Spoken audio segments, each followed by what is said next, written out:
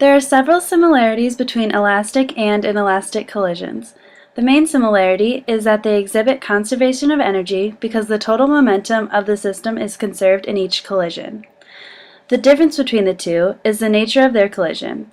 In an elastic collision, two objects that collide will break apart, and in a completely inelastic collision, the two objects colliding will stay together and act as one mass, which is the sum of the two initial entities.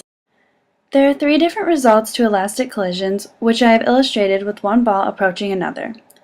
In illustration 1, ball 1 approaches ball 2 with a positive velocity as ball 2 is at rest.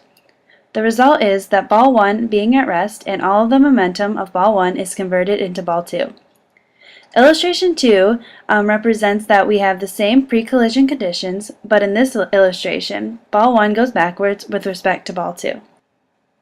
In illustration 3, we see the third possible result, where ball 1 and ball 2 both possess positive velocities, but ball 2 has a greater velocity.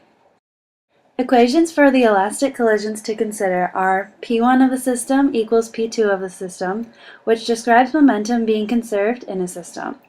The second is P equals mv, and momentum is defined as mass times velocity, where momentum is a vector and the units are kilograms meters per second.